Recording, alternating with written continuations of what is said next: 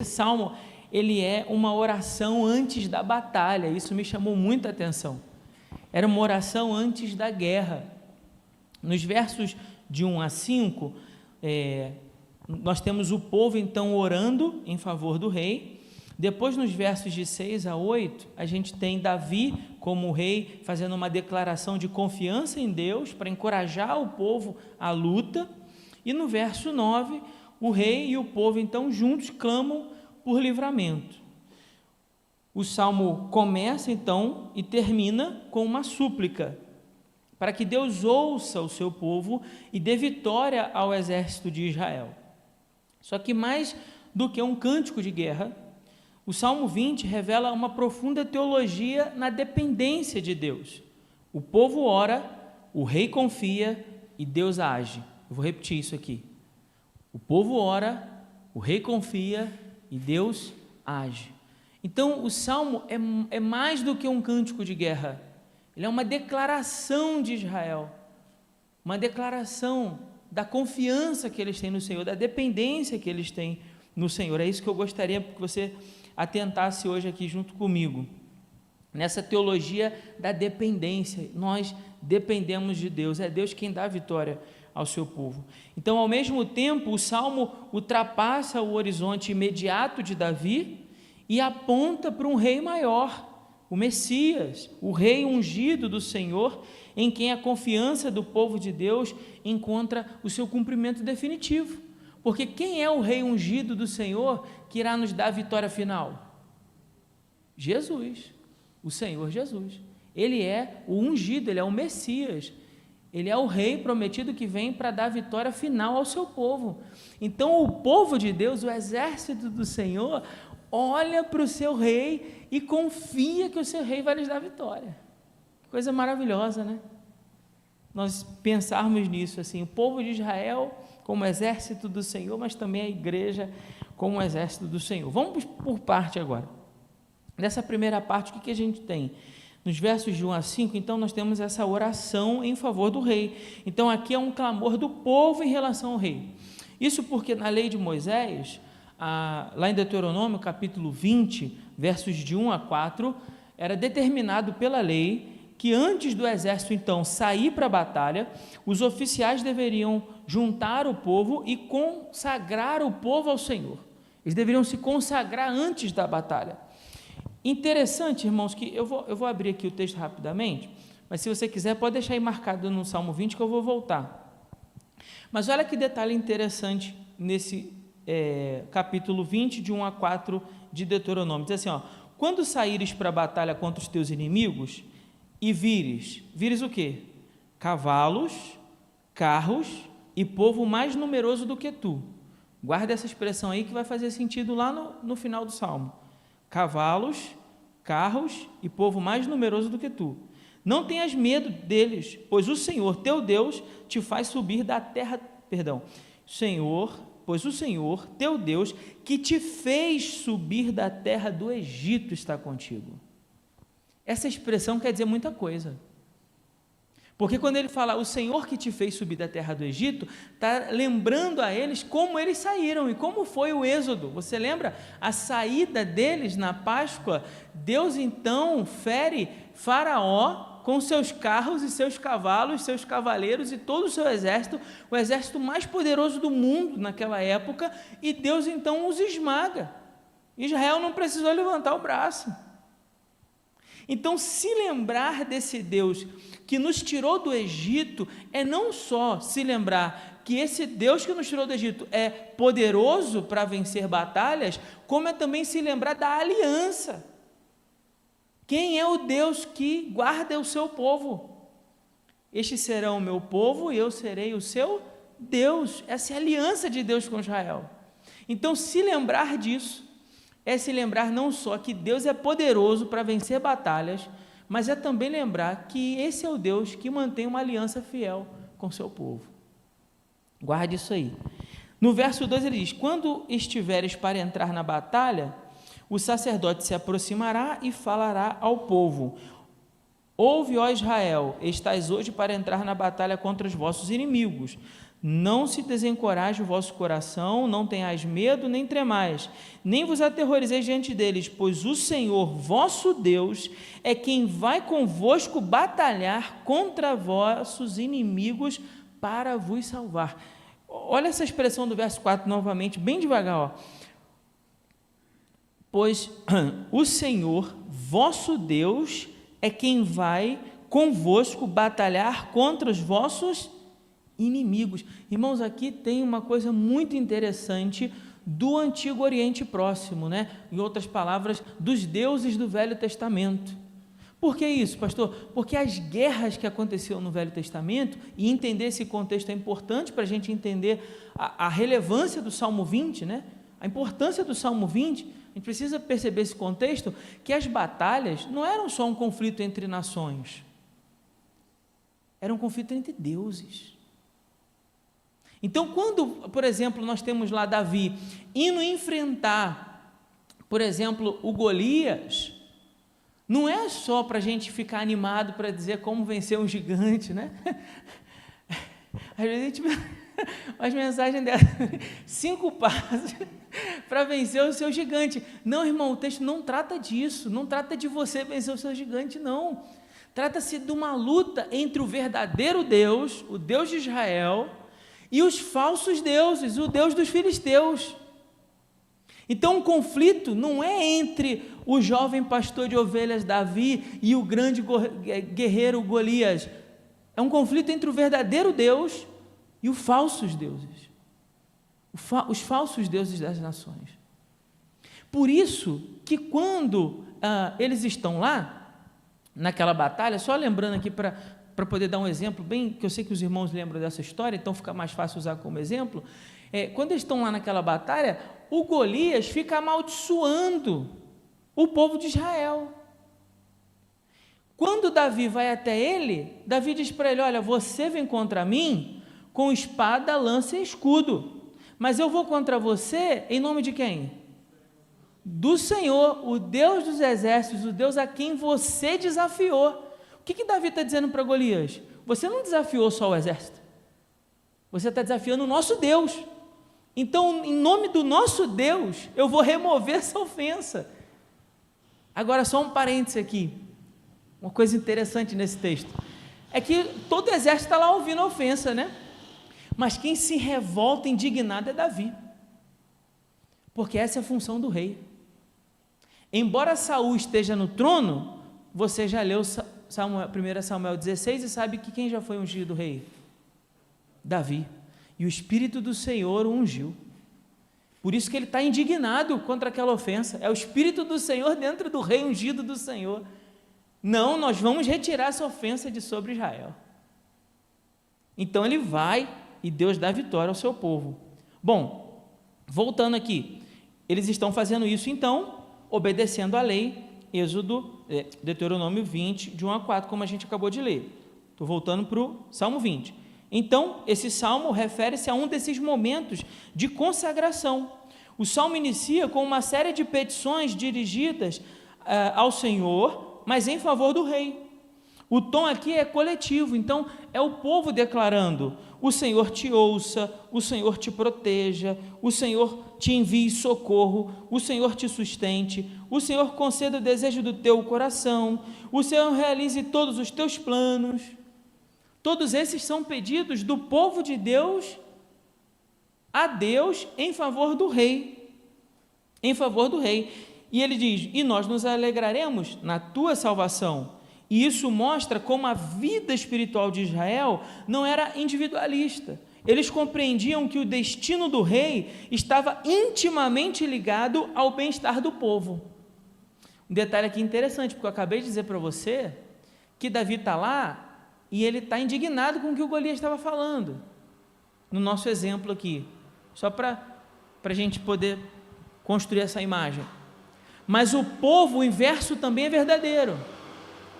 O povo também entendia que a vitória do rei estava intimamente ligada com a vitória deles.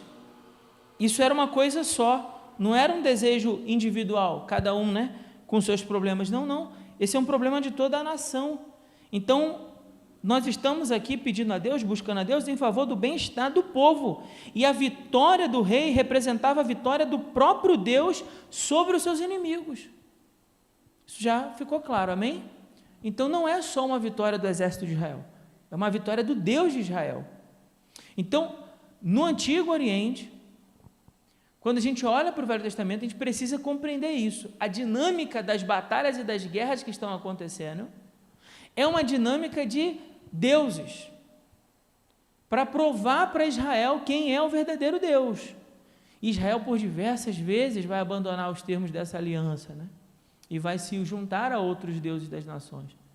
Mas eles precisam compreender isso. É o seu Deus dando vitória aos seus inimigos. Então, algumas observações aqui, eu vou tentar correr para dar tempo. Vamos lá. O dia da angústia do nome do Senhor, como diz o verso 1. Essa expressão, o dia da angústia, já indica para nós uma situação real de ameaça. O dia da angústia é algo ruim. Provavelmente é iminente batalha. Então, provavelmente há uma batalha para acontecer. E lembre-se, Davi não foi um rei conquistador no sentido de invadir territórios de outras nações. Davi não agia dessa forma. Pelo contrário, Davi lutou as batalhas do Senhor. Davi lutou as batalhas do povo de Israel.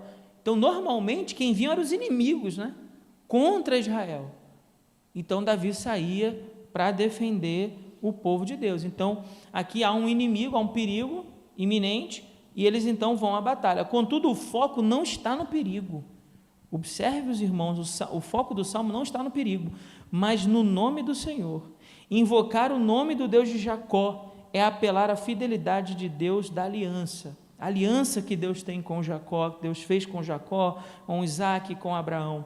Aquele que cumpre suas promessas no passado é fiel para cumpri-las no presente. E é importante lembrar que o nome de Deus não é um mero título aqui, mas é a revelação do caráter de Deus. Então, o que eles estão dizendo é, o Senhor ouça no dia da angústia, o nome do Deus de Jacó te proteja, ou seja, esse caráter fiel de Deus não abra mão de continuar guardando a tua vida.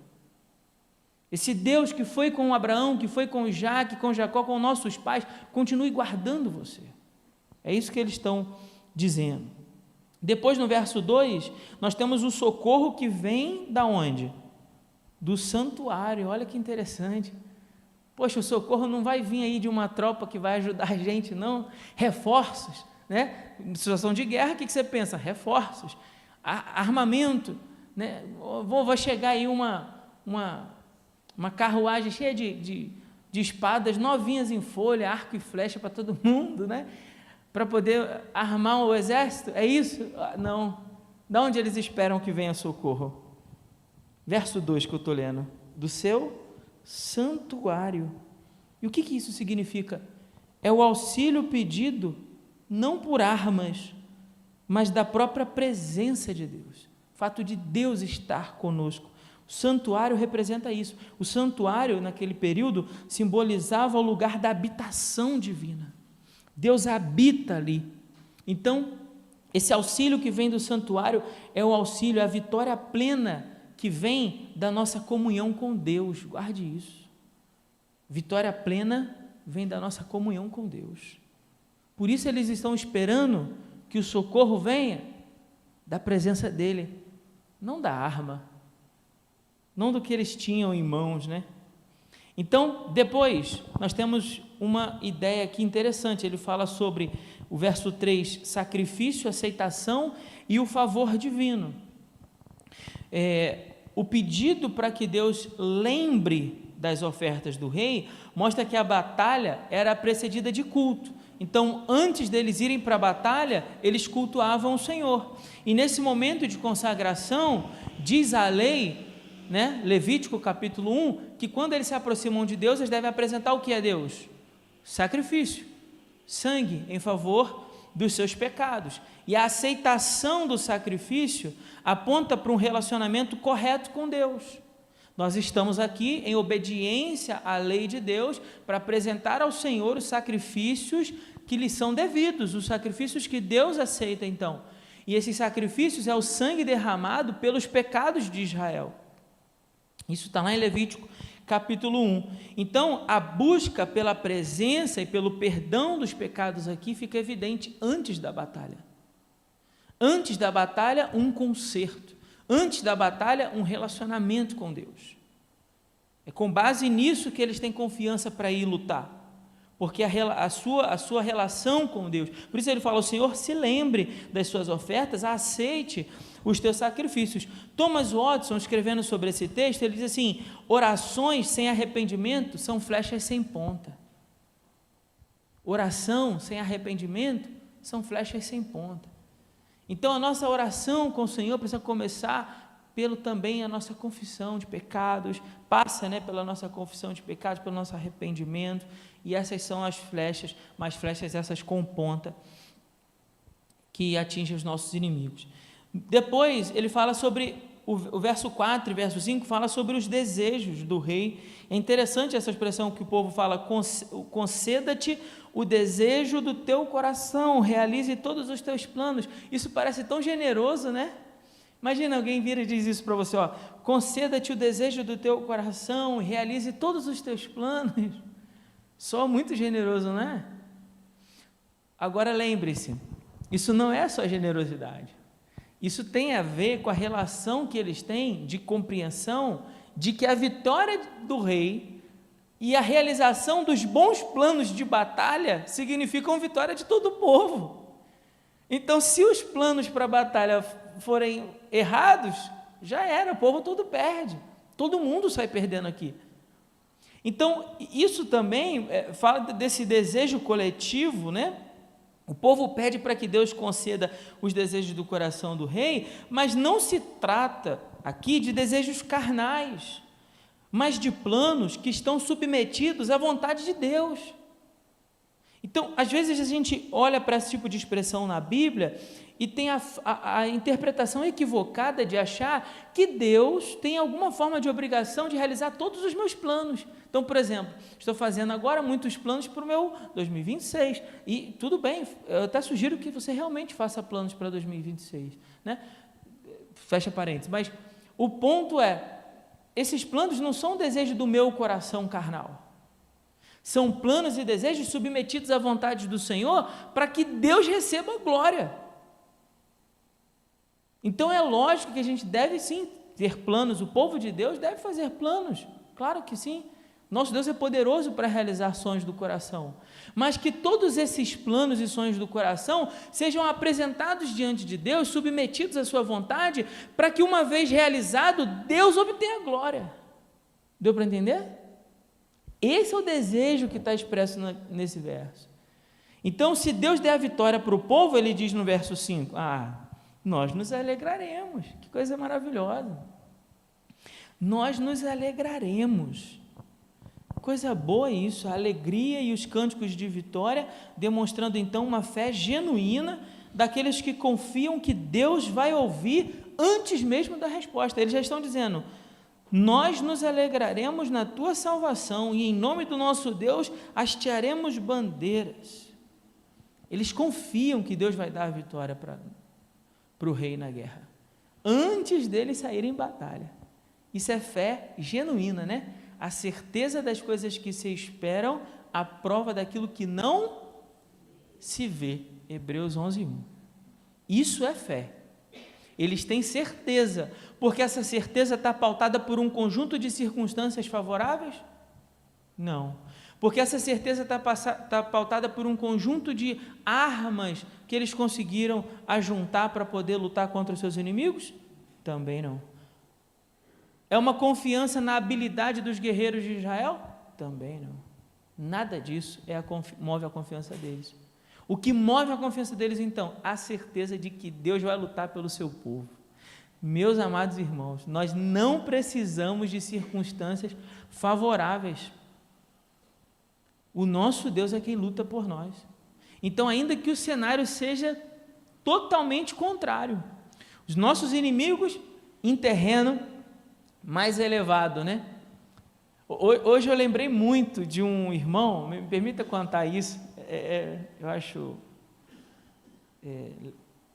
de bom, coisa boa a gente compartilha. Tinha um irmão, ele era diácono da Assembleia de Deus, lá perto da minha casa.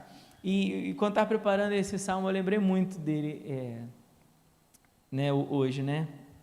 E ele, quando ele ia lá em casa, ele foi ex-combatente da Segunda Guerra Mundial, ele lutou na tomada de Monte Castelo, né, fez parte das forças expedicionárias brasileiras que lutaram na Itália, né, uma parte da nossa história que muitos não conhecem, mas em 1944, só a título de conhecimento, o exército brasileiro, cerca de 25 mil homens, vão à Itália, né, e começam pelo sul da Itália a sua campanha até a tomada de Monte Castelo, que era uma parte muito importante, um terreno bem elevado, onde os alemães estavam entrincheirados, uma fortaleza ali, e foram meses de luta até conseguir vencer os alemães que estavam lá em cima. E você sabe que um exército em cima do monte, ele tem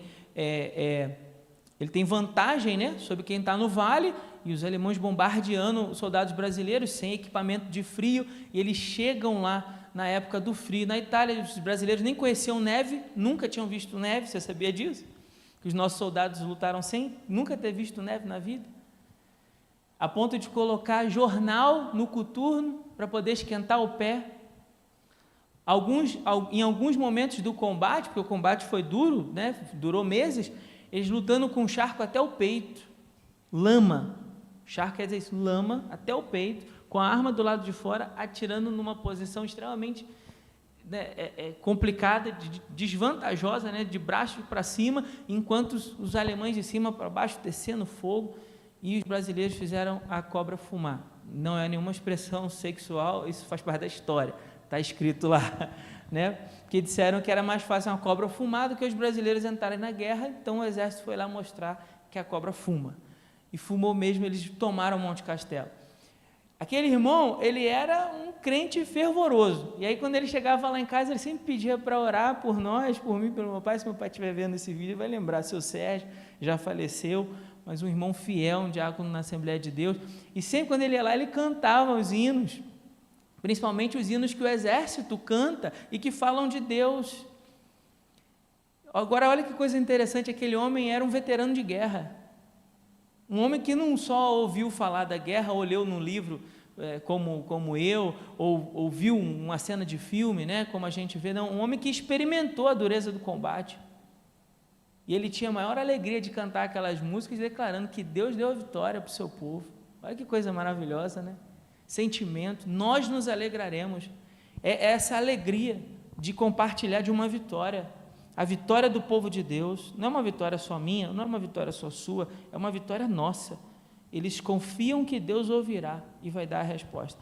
Na segunda parte do Salmo, então, nós temos uma declaração de confiança, só que agora ela parte do rei. A partir do verso 6, há uma mudança no tom da súplica, e a mudança é para essa confiança declarada. Alguém, que aqui pode ser o rei, mas depois que Davi morre, né, isso passa a fazer parte do culto antes das batalhas, então poderia ser um líder,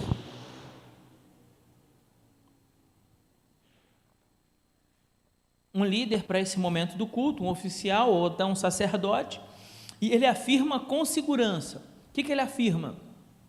Ele afirma primeiro, o Senhor salva o seu ungido, verso 6, olha o que diz aí, o Senhor, agora sei que o Senhor salva o seu ungido, ele lhe responderá.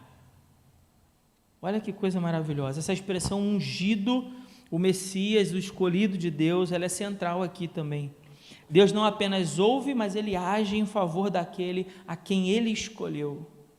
A salvação vem da sua destra, a sua santa destra, isso para falar da mão forte do Senhor, símbolo do poder de Deus.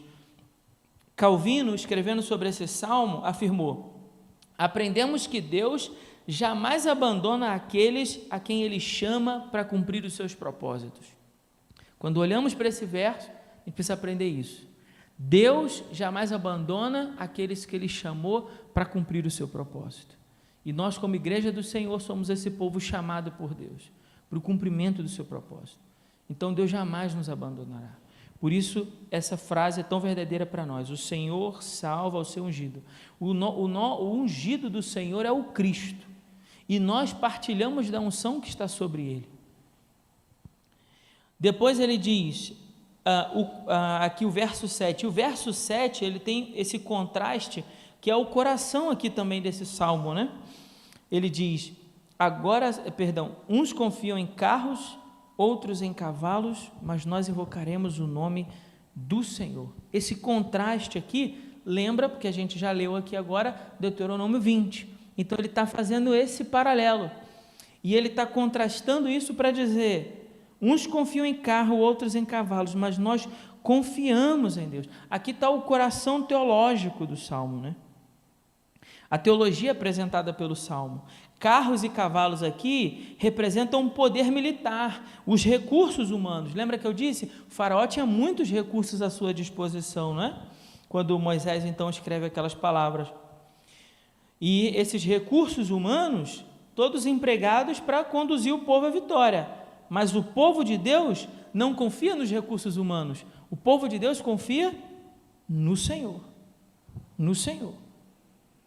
John Owen observa sobre esse verso o seguinte: quer confiar em meios criados, ainda que legítimos, como fonte última de segurança, isso é uma forma sutil de idolatria. Eu vou repetir. Quer confiar em meios criados, ainda que legítimos, como fonte última de segurança, essa é uma forma sutil de idolatria. O que Owen está chamando a nossa atenção? Para o perigo de nós confiarmos nas coisas, ao invés de confiarmos no Senhor.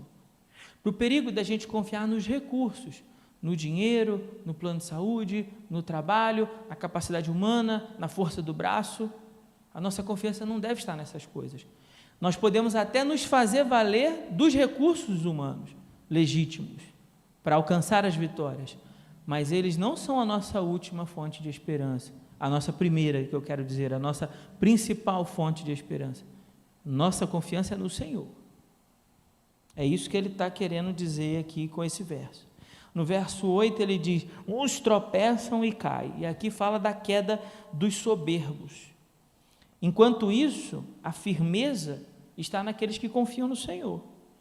Uns confiam em si mesmos, tropeçam e caem, enquanto os que confiam no Senhor se levantam e permanecem de pé. Em quem é que você confia, irmão? Aonde está a sua confiança? A estabilidade espiritual não depende da ausência das crises, até porque a gente sabe que toda vez vem crise, dia sim, dia também, né?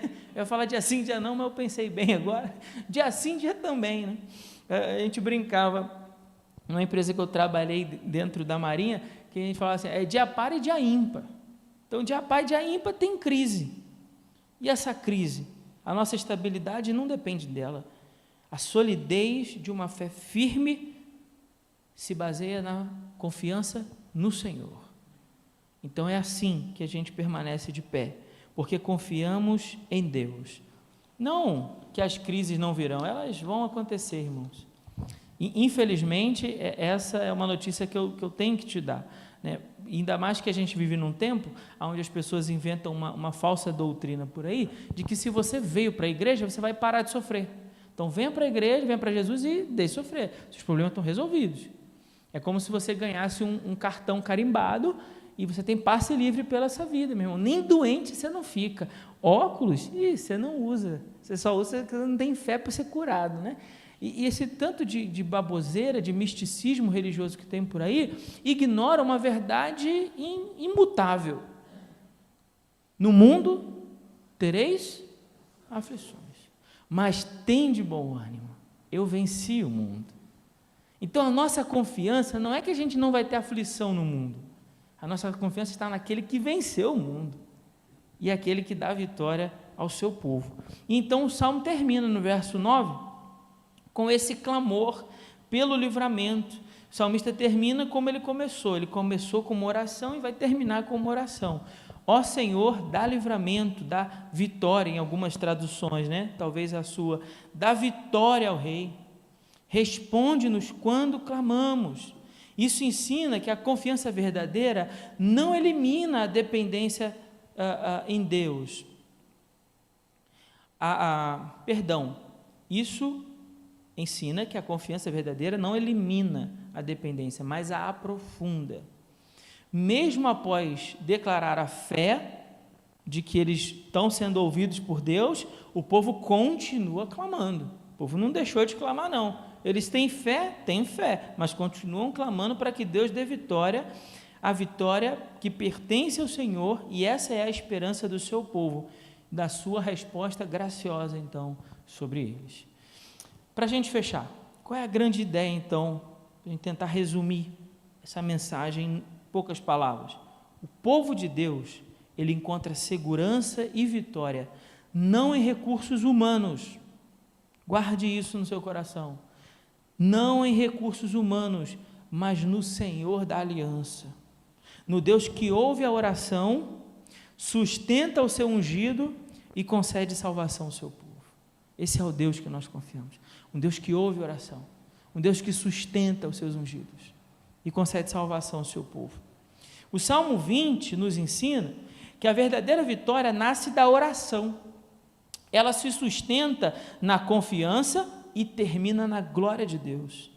É preciso aprender a confiar no Senhor e a rejeitar as falsas seguranças depositadas em recursos humanos e mundanos. Em Cristo, o nosso Rei ungido, nós podemos afirmar com segurança: o Senhor nos responde no dia da angústia, nos sustenta pela sua destra e nos concede salvação plena. Uns confiam em carros e outros em cavalos. Nós confiamos no Senhor nosso Deus. E essa é a fé da igreja. É a fé e a esperança do povo redimido do Senhor no Rei ungido do Senhor Jesus. A aliança que Deus fez com Davi, em 2 Samuel 7, lhe garantia Davi as vitórias sobre os seus inimigos. Mas nesse sentido, Davi é apenas um retrato do nosso Senhor Jesus, o comandante dos exércitos do Senhor, que um dia conquistará a vitória sobre todos os exércitos do mundo, como está escrito em Apocalipse 19, 11 e 21. Então vi o céu aberto, um cavalo branco, e o seu cavaleiro chama-se Fiel e Verdadeiro. Ele julga e luta com justiça, e os seus olhos eram como chamas de fogo. Sobre a cabeça trazia muitas coroas, e tinha um nome escrito, que ninguém conhece senão ele mesmo, e estava vestido com um manto salpicado de sangue, e o seu nome é o Verbo de Deus. Os seus exércitos dos céus o seguiam, montados em cavalos brancos e vestindo de linho fino, branco e puro. Uma espada afiada saía-lhe da boca, para ferir com ela as nações. Ele as regerá com o cetro de ferro, e ele mesmo é o que pisa o lagar do vinho, do furor da ira do Deus Todo-Poderoso.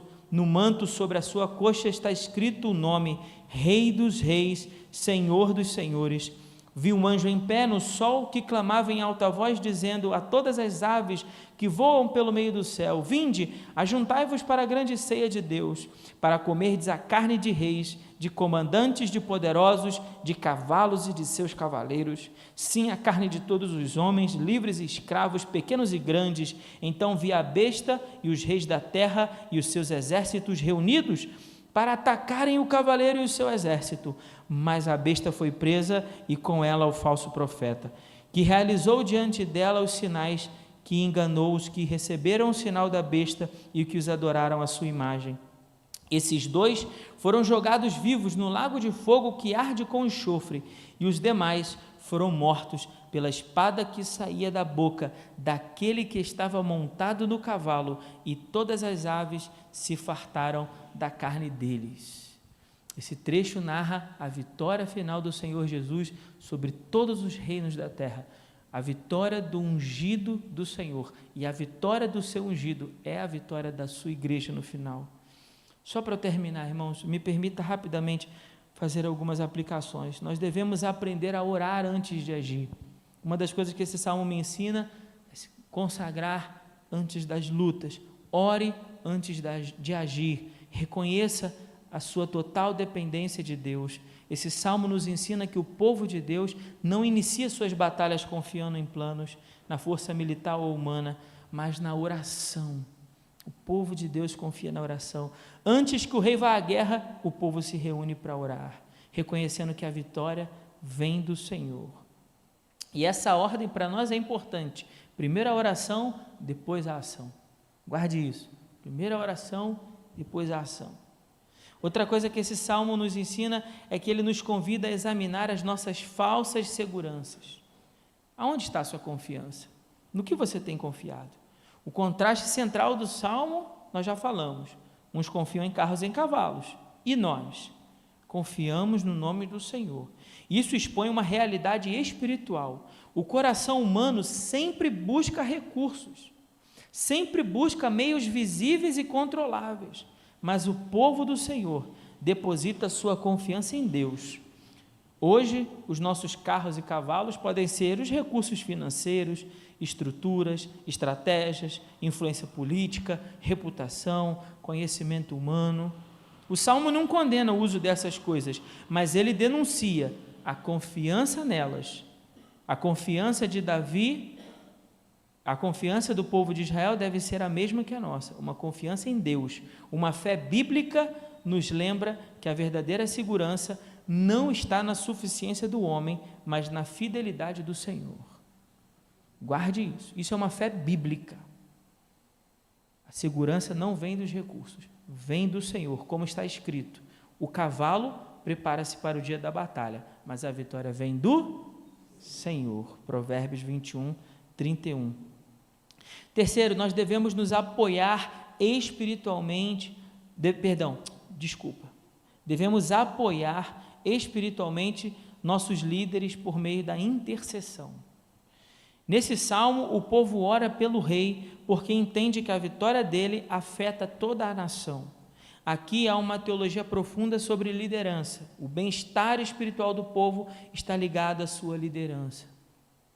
Fidelidade, proteção e direção, Deus precisa dar para aquele que lidera o seu povo. E o povo de Deus se beneficia dessas coisas. Então, Deus levantou homens para liderar o seu povo. Esses são os oficiais da igreja, pastores, diáconos. É a liderança, irmãos. Então, na igreja, isso se traduz nessa responsabilidade de nós orarmos pelos nossos líderes, pelos diáconos da igreja, pelos missionários, pelos pastores, pelos líderes espirituais do povo de Deus. A Escritura nos ensina que eles enfrentam batalhas intensas, como Hebreus 13, 17. Uma igreja que não intercede por seus líderes, ela enfraquece a si mesma. A crítica é sempre um caminho mais fácil, porém a intercessão é que é o padrão bíblico. Eu vou repetir isso aqui, mas por favor, não me entenda mal, isso aqui não é um desabafo, eu não estou aqui mandando um recado, não tenho essas coisas comigo, irmão, como pastor. Eu estou falando isso aqui em nome da igreja, não estou pensando em mim, estou pensando na igreja, na saúde espiritual da igreja. E falo com muito amor aos membros da primeira igreja Batista Ouro Branco.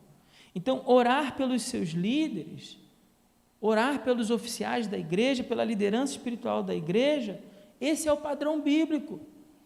Sempre será para nós a crítica um caminho mais fácil. Agora, a nossa função para uma igreja saudável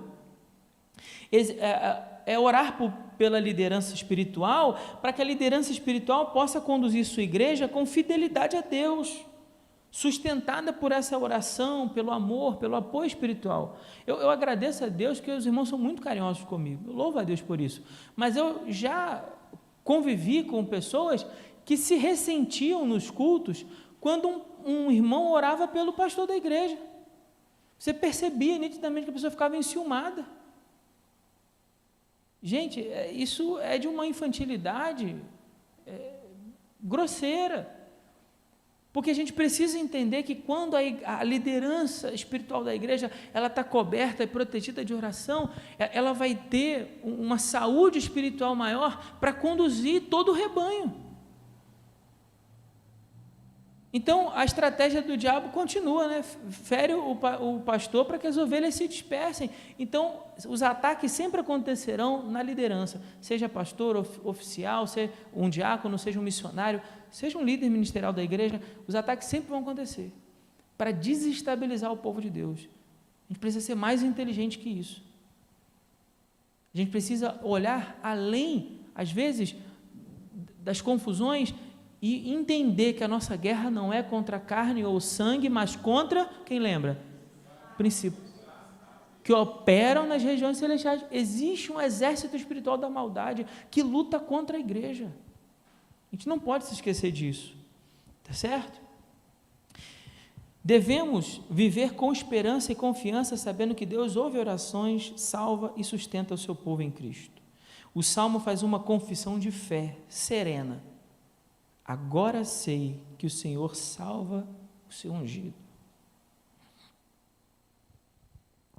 Essa certeza não nasce das circunstâncias, mas ela nasce da confiança no caráter de Deus, na fidelidade do Senhor, a aliança que Ele tem com o seu povo. Para nós, essa esperança encontra o seu pleno cumprimento em Cristo, o ungido definitivo do Senhor, que venceu a maior de todas as batalhas, o pecado, a morte e o inferno. Assim, a igreja vive conduzida não pela ansiedade, mas pela esperança no Rei que é Cristo. Sabemos que Deus ouve nossas orações, sustenta o seu povo no presente e já garantiu para nós uma vitória no final. Mesmo quando enfrentamos derrotas aparentes, perseguições ou fraquezas, descansemos na certeza de que em todas estas coisas somos mais que vencedores. Romanos 8,37. Essa esperança molda a nossa fé e torna a nossa fé uma fé perseverante, para que sirva como testemunho para o mundo. Amém? Que o Senhor nos abençoe com a sua palavra.